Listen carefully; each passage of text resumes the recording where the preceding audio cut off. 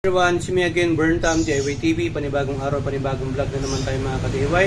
Nandito ulit tayo sa HPT Motor Parts and Car Wash. Kasama natin si Boss Angelo. Yan, at syempre, videographer natin, Analos Vlog. Paki-subscribe sa YouTube channel at Facebook page niya, paki-follow. Check natin yung shop. Yan, so ito, pinapagawa nila sa atin.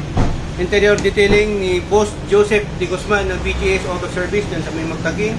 Troubleshooting tayo dito sa trunk niya kasi ayaw magbukas nung yung trunk led. Itong actuator niya, yung mechanism. So ito, nagawa na natin ng paraan. So yan, ginagawa na natin. At medyo okay na rin. Ikakabit na rin po natin. So yan, may dalawang tornilyo lang po ito. Yan, size 10 kasi ginawa natin ng paraan to mga ka-DIY. Sa pagbabalik, ganyan lang po yan. Yan, isura niya. Dalawang tornilyo lang po ito. Isa dito sa taas. At isa dito sa may gilid. Baba. T-range na sakit. Size 10. Oo. Size 10. T-range po kasi T. Range po yan. T-sakit. Pwede rin. Sa may susian talagang stock up na. Binabara na natin ang WD-40 yan. Wala pa rin. Pinapapalitan na may-ari. Pero okay pa naman. Reserve na lang niya. Original pa to eh. Ang gagawin natin, lubricate na lang po natin. Mag-prepare po kayo ng yan, basahan. Tapos i-shoot nyo talaga. Tapos gaganin nyo lang. Taas baba, taas baba. Yan. Yan, so pag na-lubricate nyo na, okay na yan. Mas maganda nga, babara nyo. Itali nyo ganyan, tali nyo. Nilakatas na ganyan, magdamag para pumasok. Or kahit isang oras, pwede na yan. Kaya nalagay na ho natin to. Bubuin na natin para matesting na natin. Abangan nyo. Ayan, testing natin. Naikabit na natin. Kunwari, nag-lock. Ayan, nakalak na yan. Tapos, hihilain ng trunk lid cable. Tingnan natin kung bumukas. Okay. So, sa pagkakabit, tanggalin nyo muna to. Tapos, pasok nyo to. May dalawang tornilyo din to mga ka-DIY. Dapat yung ganyan. Tapos, ilagay na rin natin to. Mamaya. Natin to. Yan. Okay. Yan eh. Push ito. Ito yung support niya dito. Para hindi gumalaw-galaw tong cable. Tapos yan. Ilalagay na natin tong Make sure na may pasok niya yung guide niya para meron siyang pang-contrast. Yan. Uli na range.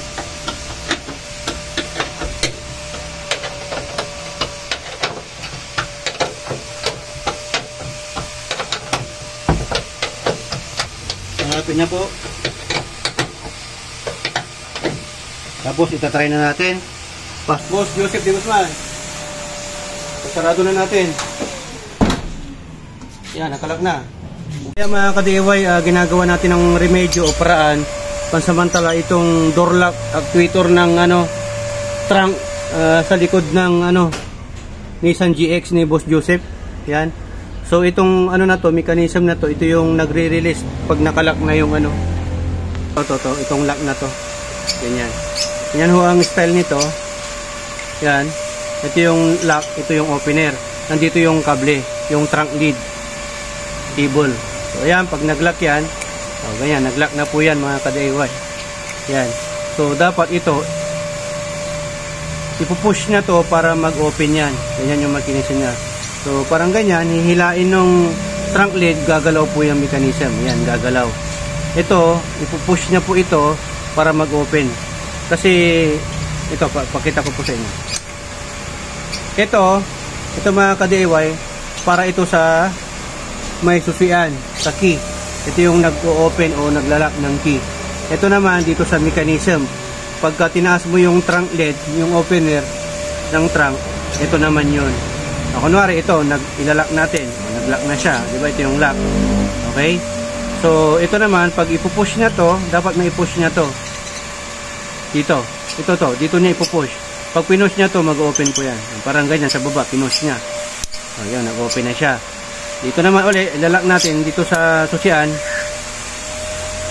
Ganyan naman diskarte ng susian. Pagka ipupush naman niya to, dito, dito mag-open naman. Tama? So, ang logic niyan, yung prinsipyo niyan, ito, pag nakalagay dito, lalak natin, yan. Ang nangyari mga ka-DIY, hindi na to umaabot dito para maitulak niya. Okay? Kasi, yan, pinapapalitan ng may-ari. Bumili siya ng bagong kable. Pero, ito, pwede pa. Wala pa naman putol. Kasi ito, pag hilahilain nyo to, gumagalaw naman doon, no?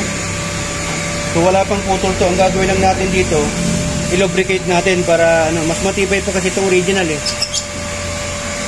So, kagaya ng mga ganito mga ka-DIY, yung mga door opener natin, door window man yan, trunk lid, o yung sa hood, lahat na may kable na ginagamitan ng ganito, ang gawin nyo po, i-lubricate nyo po, lagyan nyo ng WD-40 o yung oil na maganda para na sa ganon, hindi po siya mag-stack up. Ganyan po kasi nangyayari pag nag-stack up po ito, mapuputol po yan pag pipilitin nyo, tapos dito sa katagalan, nasisira din po ito, lumuluwag. Kaya ang gagawin natin dito, i-remedyohan na lang natin to. Para sa mga technician na marurunong na, hindi to para sa inyo kasi alam nyo na to. Pero sa mga baguhan, ito lang po ang diskarte. Okay? So ang ginawa natin dito mga ka-DIY, ito po, pinix natin to, kinalibrate natin yung tamang sukat para umabot dito, para maitulak niya to. Okay? Tapos ang ginawa pa namin isa dito, nakababa po kasi to. Nakababa. Yan, nakababa siyang ganyan. So, pag nilak mo yung ganyan, hindi niya maabot talaga. Pag kunwari hilain ito, yan, hindi niya maabot. Ganyan siguro yung nangyari na una. Okay? Naman natin, tinulak ko to sa taas, nanapang ko, tapos ito, niremedyohan ko na lang na pinaano dito. Tapos ito, dito sa may to mga ka-DIY, dito mismo yan eh. Tumabing ito. Itong linya na to, nung alignment nito, nandito siya banda. So, nakaganon siya. Hindi talaga aabot. Ang ginawa natin, inusod natin banda rito para umabot dito. Ang ganyan, mag-o-open na yan mga ka-DIY. Yan. Tulak ko. Maabot niya na,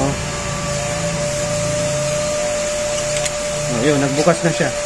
Ito naman, taas baba lang to kasi ang trabaho nito, pag nag-open to, pag na-trace niya na naka-open yung trunk, may actuator switch ng yung ilaw naman dito sa likod. Mag-iilaw to, itong ilaw dito sa likod para mailawan niya dito. So ayan mga ka-DIY, ito yung final natin na ginagawa. Papakita na po namin sa inyo ito. Make sure na dalawa yung mailagay yung tornilyo para hindi ho matabingi yung alignment niya. Okay? Tapos yung mechanism dyan sa loob, yan, inusod natin, inayos natin yung mga alignment. Pati naman, mayroon pong adjustment din to. May alignment na adjustment din po ito. Luwagan ko lang po, pakita ko sa inyo. Pwede pong i-ano nyo yan. Para na sa ganon, pag hindi niya, kumbaga, nahihirapan siyang itaas o i-open, pwede nyo i-ganyan, pwede nyo ring ibalik ng ganon. Okay? Pero ito, okay na yan. So, fix ko na to para matesting na natin. Alignment to para bumalik yung kable.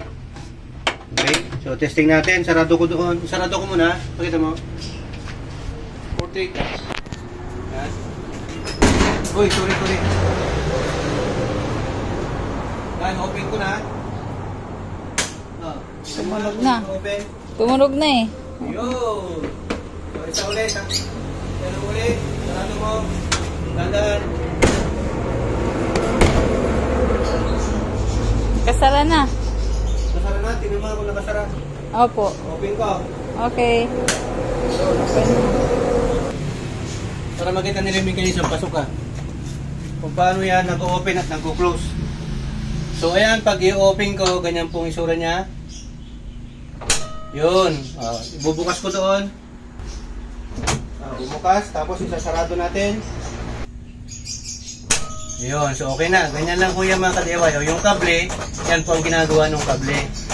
Tapos yung sa taas naman, na parang nakikita nyo na may bakal sa taas, yan, so may susian. Pero hindi na natin mapagana yan kasi nasira na, kailangan ng palitan yun. Ito naman yung kable. Ito. Yan. Ito yung ginagawa niya. Pag itaas mo to, mag-open doon.